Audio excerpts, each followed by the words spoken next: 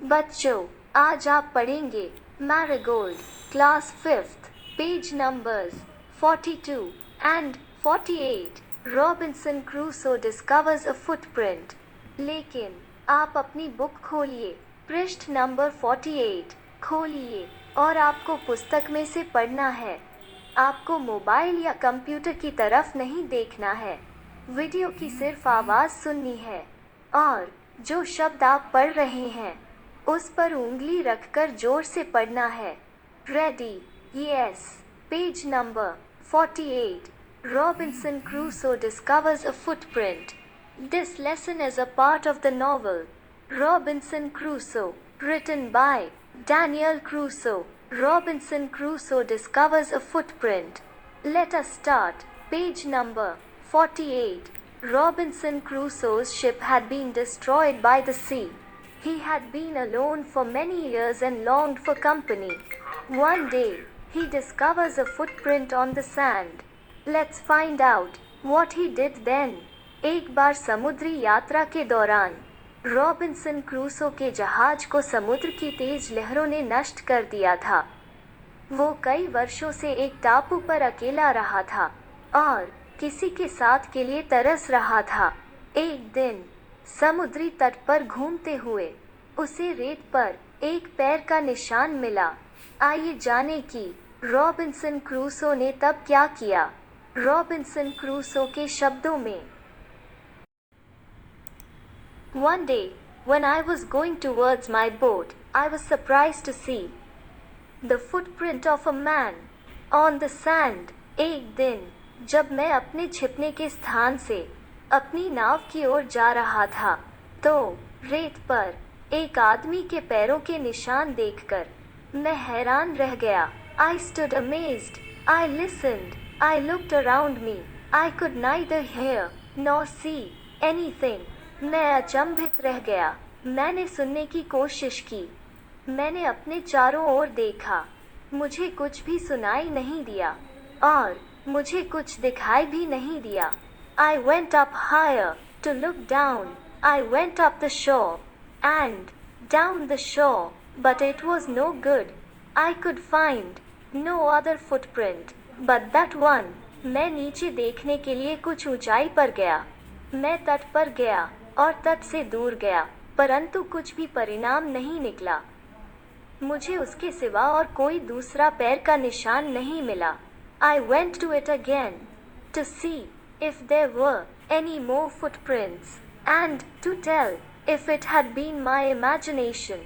मैं फिर उसके पास गया, यह देखने के लिए कि क्या कोई और पैर का निशान है और यह जानने के लिए कि क्या वह मेरी कल्पना ही थी। But I was not mistaken, for there was exactly the print of a foot toes.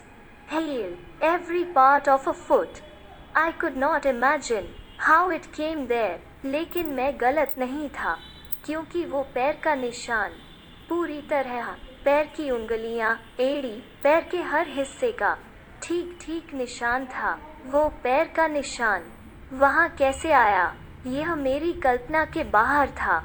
I stayed a long time thinking, but became more and more confused.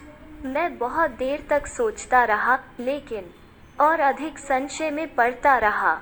At last, I returned home, very frightened, looking behind me, after every 2 or 3 steps, mistaking every bush and tree to be a man. अंत में मैं बहुत भयभीत होकर घर लौट आया। हर 2-3 कदम चलने के बाद पीछे मुड़कर देखता रहा। मैं इतना डरा हुआ था कि हर झाड़ी और हर पेड़ को एक आदमी समझ रहा था। When I came to my cave, which I called my castle, I ran inside it as if I was being chased. जब मैं अपनी गुफा, जिसे मैं अपना महल कहता था, में पहुंचा, तो मैं उसके अंदर भागा, जैसे कि मेरा पीछा किया जा रहा हो। I do not remember whether I used the ladder or went in by the hole in the rock, which I called the door. मुझे याद नहीं कि मैंने सीढ़ी का इस्तेमाल किया था या चट्टान के छेद में से अंदर गया था, जिसे मैं दरवाजा कहता था। I ran for cover, faster than any animal could run. मैं सुरक्षा के लिए दौड़ा, किसी भी जानवर की तुलना में। मैं तेज दौड़ा। I did not sleep that night.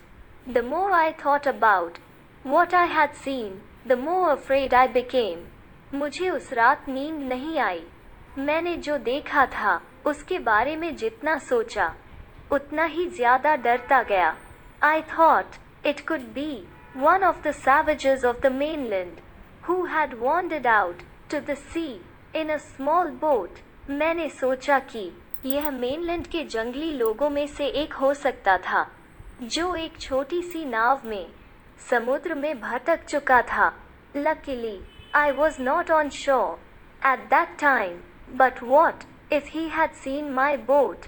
सौभाग्य से उस समय मैं किनारे पर नहीं था, लेकिन अगर उसने मेरी नाव देख ली होगी, तो क्या होता? If he had seen the boat, he would have realized that someone lived on the island and would soon return with others to kill and eat me.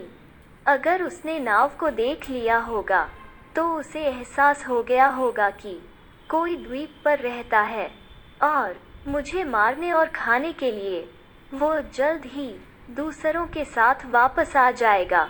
And so I lay fearful for many days and prayed for protection. और इसलिए मैं कई दिनों तक भयभीत रहा और सुरक्षा के लिए प्रार्थना की। In doing so, I was much comforted and began going out to investigate. प्रार्थना करने से मुझे बहुत चैन मिला और मैं पैर के निशान की जांच पड़ताल करने के लिए समुद्र तट पर जाने लगा। But even now, as I went forward, I looked behind me frequently because I was very frightened. लेकिन अब भी जैसे जैसे मैं आगे बढ़ता था, मैं बार बार पीछे मुड़कर देखता था, क्योंकि मैं बहुत डरा हुआ था। However, as I went about for 2 or 3 days and saw nothing, I became a little bolder. जब मैं 2 या 3 दिनों तक वहां जाता रहा और मुझे कुछ भी नहीं मिला, मैं थोड़ा साहसी हो गया। I decided to go down to the shore again and examine the footprint once more. मैंने फिर से किनारे पर जाने और एक बार फिर पैर के निशान की जांच करने का फैसला किया। I decided to measure it with my own footmark. मैंने इसे अपने पैरों के निशान से मापने का फैसला किया। As I came closer to the footprint, I realized that it could not be my footprint because I had not come to this part of the beach since a long time. जैसे ही मैं पैर के निशान के करीब आया, मुझे एहसास हुआ कि यह मेरा पैर का निशान नहीं हो सकता, क्योंकि मैं लंबे समय से समुद्र तट के इस हिस्से में नहीं आया था। Secondly, as I placed my foot alongside that footprint, it seemed larger than my own. दूसरा, जब मैंने अपना पैर उस पैर के निशान के साथ रखा, तो यह मेरे अपने पैर से बड़ा लग रहा था।